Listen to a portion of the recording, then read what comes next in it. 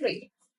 Hello everyone, good morning. Myself Vaishali and today we are discussing about intermittent fasting. Intermittent fasting क्या है ये discuss करेंगे हम और इसको डिस्कस करने के लिए हमारे साथ है doctor Pooja. She is a lead consultant at wet wonder from last 10 years. So let's get into the topic. Great topic, Vaishali. Intermittent fasting nowadays is very trending among especially youngsters. Everybody is doing it, or specifically for weight loss category. So सबसे पहली चीज हम ये समझते हैं कि intermittent fasting है क्या. So ये कोई एक बहुत बड़ा कोई rocket science नहीं है. ये एक fasting का तरीका है जो शायद काफी सालों से 100 सालों से हर रिलीजन में प्रैक्टिस किया जाता है. ट्रेंडिंग सिर्फ इसलिए क्योंकि थेरेप्यूटिक पर्सपेक्टिव एड ऑन हो गया है. जैसे आपके ओवरऑल हेल्थ अचीव करने में ये हेल्प करता है. और इसका तरीका ये है कि आप इसमें होता क्या है. बेसिकली आप एक लंबे समय तक फास्ट करते हो एंड उस दौरान आप कुछ नहीं खाते हो एंड फिर एक शॉर्टर पीरियड होता है फीडिंग विंडो का या कैलोरी विंडो जिसमें आप खाना खाते हैं. Who all can do? कौन कौन कर सकता है ये? Anyone can do who is capable of doing. Any age group, only certain physiological conditions जैसे कि कुछ लोगों के क्लिनिकल इश्यूज रहते हैं कि भूखे रहने से उनको माइग्रेन हो जाता है या लंबा समय भूखे रहने से उनको गैस्ट्राइटिस हो जाती है या फिर कई लोगों का हाइपोग्लाइसेमिक कंडीशन हो जाता है. तो वो उस चीज को अवॉइड करें या फिर अपनी कैपेसिटी को प्रोलॉन्ग करके आप टेस्ट कर सकते हो. Because nothing fits all right. आप हर चीज जो मुझे वर्क करता है शायद वो आपको नहीं कर सकता. हो सकता है एक डायबिटिक पर्सन कर पा रहा है दूसरा नहीं कर पा रहा है. तो you just can not compare your body with somebody else. So you have to understand and accordingly you should go ahead with the fasting. कोई एज ग्रुप नहीं है. अगर आप देखो तो डिफरेंट रिलीजन में ये प्रैक्टिस होता है. जैसे कि आपके रमजान में छोटे से 6 से 7 साल के बच्चे भी रमजान का फास्ट कर रहे होते हैं and they're absolutely comfortable doing it. तो एनीवन कैन डू. और कोई ऐसा क्लिनिकल कंडीशन है जिसमें स्ट्रिक्टली नहीं कर सकते हम? देखिए जैसे मैंने बोला ना कि माइग्रेन अगर सपोज किसी को ट्रिगर कर रहा है भूखे रहने से वो ट्रिगर होता है तो वो नहीं कर सकता. तो उसकी कैपेसिटी नहीं है. और अगर किसी का हाइपोग्लाइसेमिक कंडीशन हो जाता है अगर वो फीड नहीं मतलब खाना नहीं खाता है तो वो ना करे. वॉइड करे. या फिर काफी लंबे समय तक भूखा रहने की वजह से आपको बहुत एसिडिटी हो जा रही है तो वो ना करे. कितना फ्रीक्वेंटली हम कर सकते हैं मतलब इसको? अगर every alternate day is also doable. आप वीक में दो से 3 बार कर सकते हैं या फिर आप फोर्टनाइटली एवरी 15 डेज पे. जैसे एकादशी का टाइम होता है जो 15 डेज पे होता है. That's the best time to do it. Every 15 days पे करोगे सस्टेनेबल है और आप हमेशा कर सकते हो. जैसे आपके ये जो if you are doing it to achieve weight loss particularly, तो आप उसको वीक में 2 से 3 बार कर सकते हैं. लेकिन एक सस्टेनेबल अगर आपको ओवरऑल आपको हेल्थ अचीव करनी है तो आप उसको 15 एवरी 15 डेज पे करो और वो जिंदगी भर करते रहिए फॉरएवर वाला. उसका कोई प्रॉब्लम नहीं होगी. ओके तो मतलब ये सिर्फ वेट लॉस के लिए अच्छा है या फिर और भी कोई चीजें? नहीं, आप इससे ओवरऑल हेल्थ गेन कर सकते हो. फॉर एग्जाम्पल कि आपके शुगर कंट्रोल करने में हेल्प करेगा. बहुत सारे ऐसे कार्डियोवैस्कुलर कंडीशंस है जैसे हाई कोलेस्ट्रॉल और ऑल तो उसको हेल्प करता है. ओवरऑल आपकी मेटाबॉलिक एफिशिएंसी को इम्प्रोवाइज करता है. आपका स्लीप पैटर्न तक इम्प्रोवाइज होता है उसकी वजह से. अगर आपके डाइजेशन इश्यूज हैं तो वो कहीं ना कहीं रिलीफ करता है. या फिर आपका even it slows down ageing also. Okay So it helps at a greater extent. Okay तो इसका विंडो क्या होना चाहिए? मतलब कितने आवर्स का फीडिंग विंडो या कितने आवर्स का फास्टिंग विंडो जो सेफ है?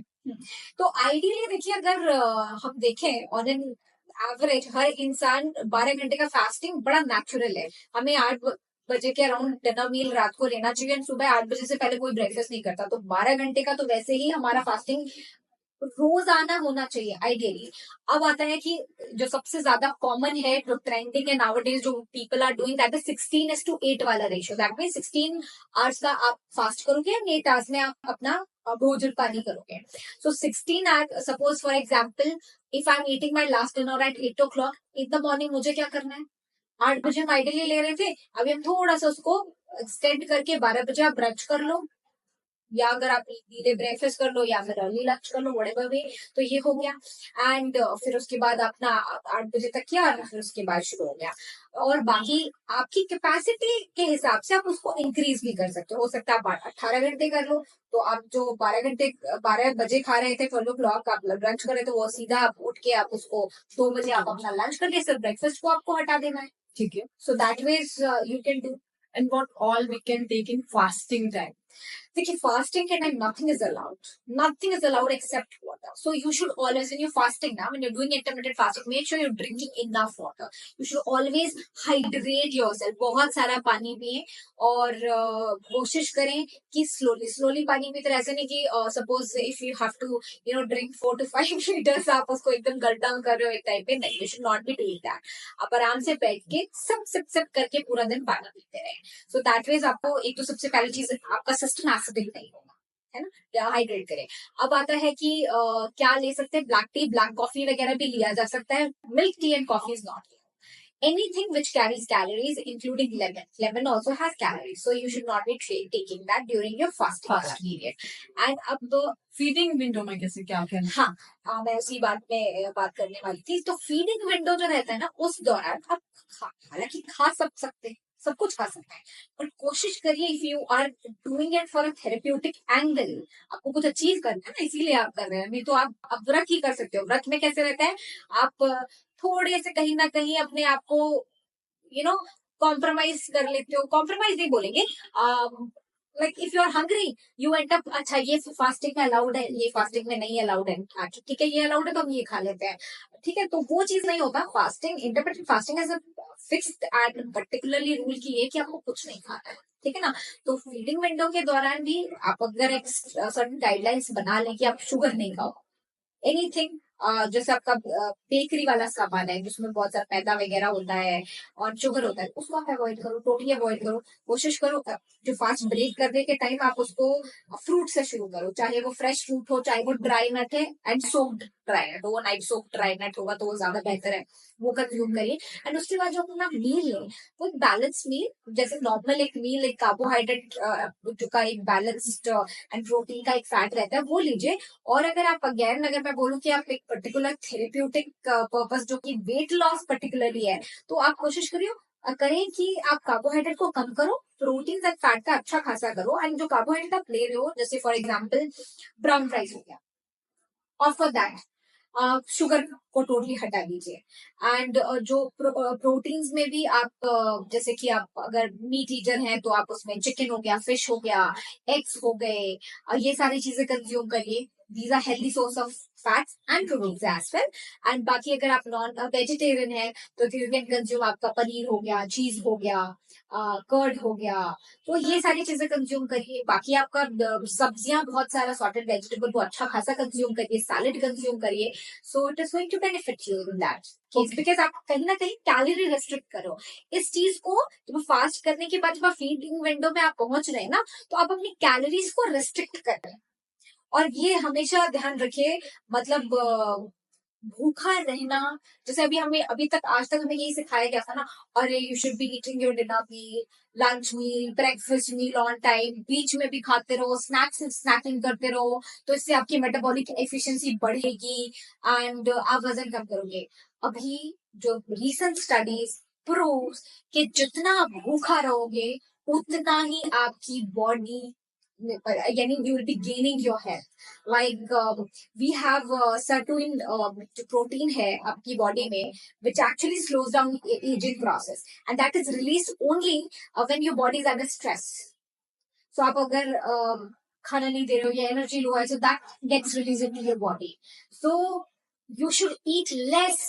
You should not keep binging on meals. आपको कि अब खा रहे हैं, अब खा रहे हैं, अब खा रहे हैं, अच्छा उठे ब्रेकफास्ट किया, लंच किया, डिनर किया, इन बिटवीन भी किया।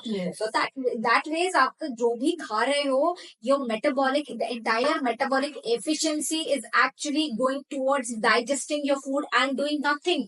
जैसे हम खाए, बट अगर इवन कार्बोहाइड्रेट खा रहे हैं तो भी क्या हो रहा है, सडन इंसुलिन स्पाइक अप हो रहा है। उसका काम क्या है, हटाओ ग्लूकोज को हर जगह से सिस्टम में से, है ना। और फिर उसके बाद आपकी जो बाकी की एफिशिएंसी चली जाती है। But when you are resting your body, when you are not eating much, so आपकी metabolic efficiency going towards other restoration process instead of utilizing it for digesting the entire food. Okay. Is there any drawbacks of this? Absolutely nothing. You can do मैंने again बोला nothing fits all वाला जो scene है ना. So you should not be doing when you're suffering. आप सिर्फ अपनी capacity और potential देखो. If you're capable of doing it for the betterment of your health, you can do. Sudden मत करो. अगर suppose if you're capable of fasting just for 12 hours, try it for 13, 14, 15, and 16, and so on. Increase that as per your capacity. And it will start improvising your health. Overall health gain you will see. Okay, so overall the intermittent fasting is good. It's just that you have to understand your body. If you have to understand your physiological issues. okay. That's it. Okay. Thank you very much.